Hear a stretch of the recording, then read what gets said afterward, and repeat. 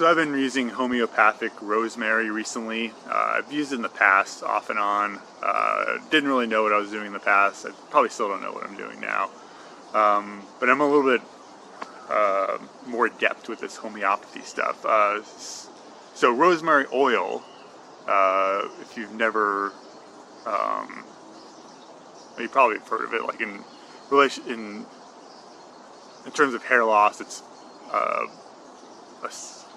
an oil that's talked about a lot in the alternative hair regrowth community on the internet, and maybe for good reason, because it's supposed to increase circulation to the area that it's applied. So you mix it with some carrier oil, and then you apply it to the scalp. I've used it, never really got any success with it, but homeopathic rosemary intrigues me.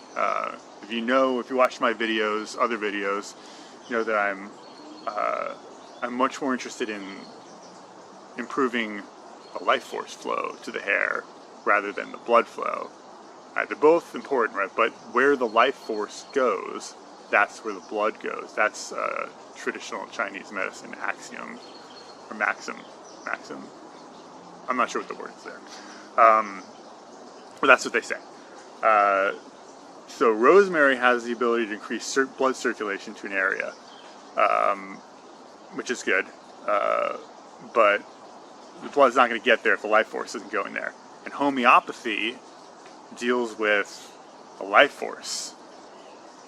Right? So the idea is that you take the substance of the plant and you dilute it to the point where there's very little of that substance left in the solution.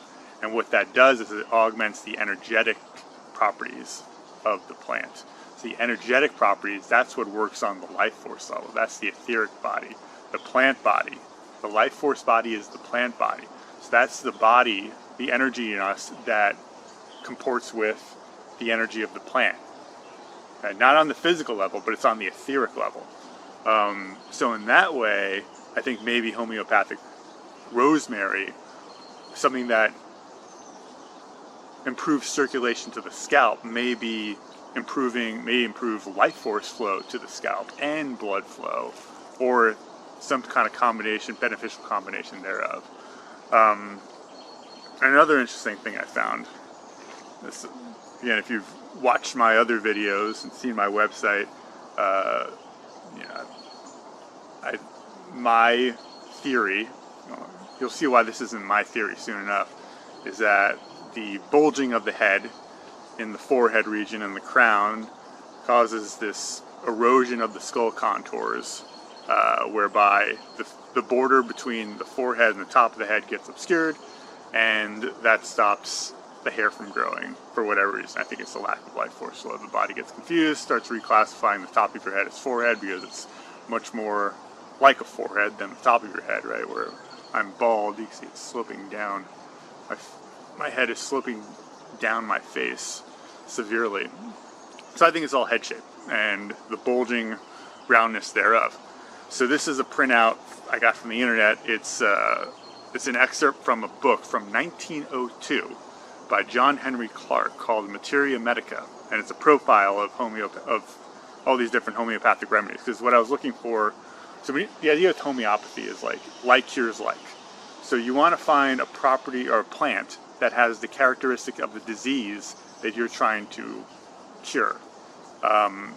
And for some reason, the energy of that plant that has the characteristics of the disease, when you ingest that, put it in your body, when you get that energy in your body, the body somehow corrects itself, corrects the disease within you from just getting that energy from the plant with the same disease, like cures like.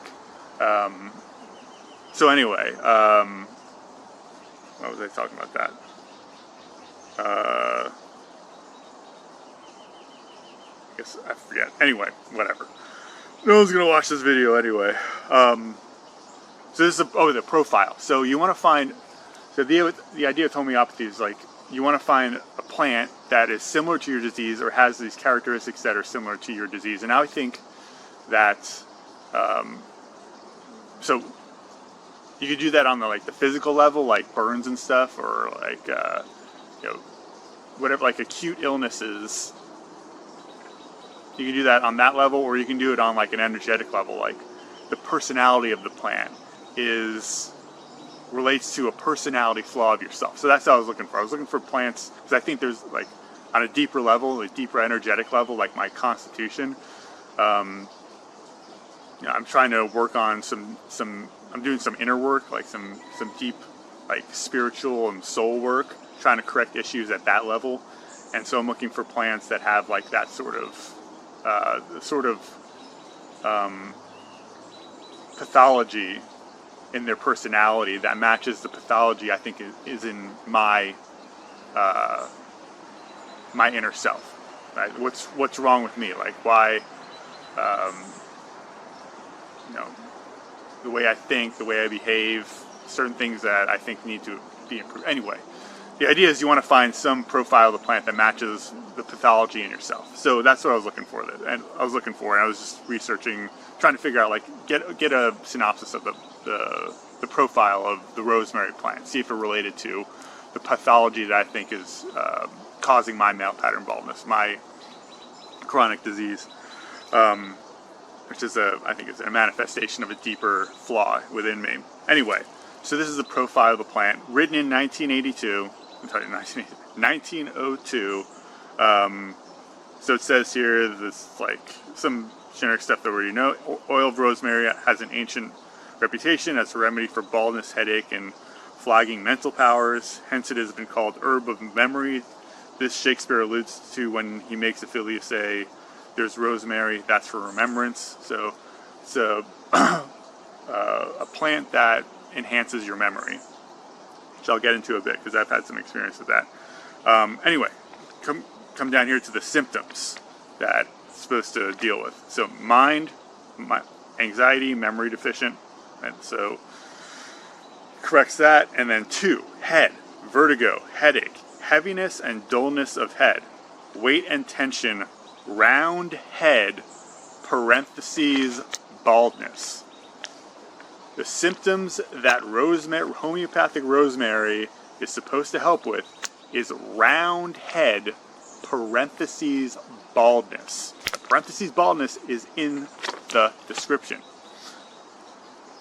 So, me talking about rounding of the head and obscuring the contours and that causes baldness, this is not even a new idea. If anything, all I'm doing is resurrecting the old understanding of how things work. Like, this was knowledge that everyone had beforehand that for some reason has been completely obliterated, lost in the oblivion now in the modern material science world, right? All of our ancient wisdom is gone. I'm just rediscovering what was already known. Round head causes male pattern baldness. They knew this over 100 years ago. Right? It's not even my crackpot idea. That's what they all used to believe. I'm guessing. That's what I'm inferring from this, from 1902. Anyway, so a little bit of a validation, like, for my theory. But in terms of the usage, like, I've used this. It hasn't really had amazing effects like homeopathic rosemary. Back when I didn't know what I was doing, I took too high of a dosage, like way too frequently. So now I'm trying a different strategy. I have 3 different potentiations. I have the 30C, I have the 200C, and I have the 10M. So all that stuff means is like how much it's diluted. So 30C is like pretty diluted, 200C is more diluted, and 10M is really, really diluted. So the more diluted it is, the more, from what I understand, the more energetic it is. The more it gets to like the root of you as a being, as opposed to the lower dilutions. Those are more for like surface level stuff. And I think, so male pattern baldness seems like a surface level thing, and that's why I think people use the rosemary oil. It's like, oh, it's a physical problem, so we use physical oil to improve circulation to the scalp, and it might actually do that. Never worked for me, but I think that male pattern baldness pattern loss is a deeper issue. It's not a surface. It's not a cosmetic. The problem is not cosmetic hair loss, as physical material science would have us believe. That it's just the physical body malfunctioning. I don't buy that anymore. I think it's a manifestation of a deeper issue surfacing. So that's why I'm taking the rosemary on a homeopathic level, and I think maybe the profile isn't. I don't know. I didn't really get a good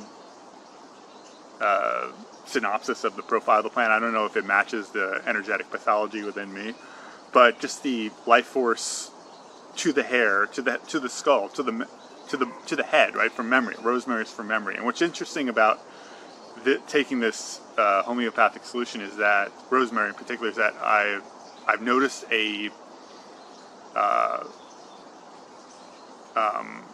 memory problem within me. Like I'm struggling right now to come up with the words. Like it seems to negatively affect my memory, which sometimes homeopathic remedies do. So you get on the homeopathic remedy, whatever symptom you're trying to cure actually gets worse, and then once you stop taking the remedy, then the symptom gets better because the body associates the symptom starts associating the symptom with the remedy itself. So once you stop taking the remedy, then the symptom stops, because like, oh, the source of the symptom is gone. That's one way it works from what I understand, which is why I don't plan on you don't take homeopathy indefinitely. Right now I'm just taking it in the winter. So I'm doing 3 moon cycles of homeopathic rosemary, then I'm going to cut it off. I'm going to move on to my next homeopathic remedy trial. I'm going to take a different one. It's not supposed to be, you're not supposed to take this indefinitely. So right now I'm taking it. I'm taking it not every day, because I'm not doing the 30C. I don't think it's a 30C issue. I think it's a deeper issue. So I'm going with the higher dilutions, the 200C and the 10M. And I do the 200C. 30C you can do like every day, and I've done that. You can do it twice a day. I had worse memory symptoms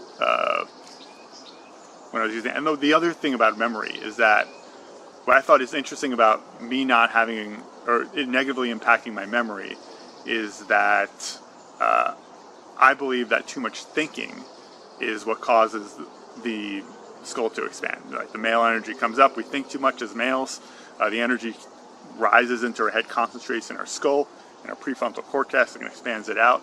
So when I struggle to remember things, I struggle to think.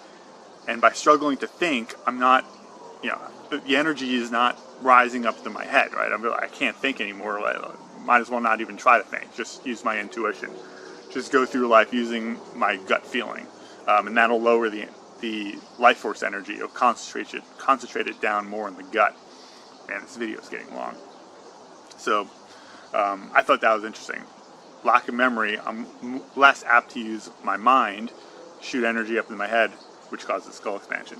But anyway, I've been using the 200C and the 10M dilutions because I think it's a deeper energetic issue. And the 200C you're only supposed to do once a week, and then the 10M you're only supposed to do once a month. So I put a little lunar spin on that, and I use the Tony Morocco lunar calendar. He has 5 peak energy periods throughout the month, and I take the 200C on those 4 of those 5 energy periods, and then the 10M I take it on the full moon energy period.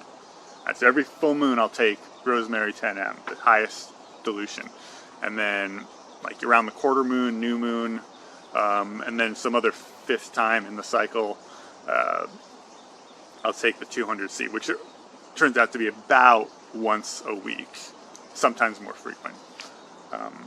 So I just think that's neat. It's like syncing up with the lunar cycle and the most powerful times, most powerful energy times of the month. I take the homeopathic solutions. So that's what I've been trying. I'm not having amazing results, but I just think it's interesting. The place I got this is IND Organics Apothecary. I'll put a link in the description. I have no affiliation with them. I'm not going to make any money if you go to their website and buy their stuff. This is just free information. And they have like different dilutions. So usually homeopathy comes in the sugar pills, but I didn't want to take the sucrose pills for like digestive reasons. But they have like liquid versions, and that's what I get. So this is it's colloidal silver, colloidal silver, and water. So that's not going to trigger like a digestive response. And maybe it's weaker than the sucrose pills, but I don't know. If you have any information on what's a stronger version of the homeopathy remedies, then let me know. If you have a different take on what dilutions to try, let me know, because I'm not an expert. This is just part of my experiment. Yeah, working on the etheric level, on the energy level, trying some different stuff. Rosemary, I think, is pretty intriguing. Even like the little rosemary leaves look like hairs. Yeah, so I'm going to keep giving it a try, see how it works out. All right, this video is way too long.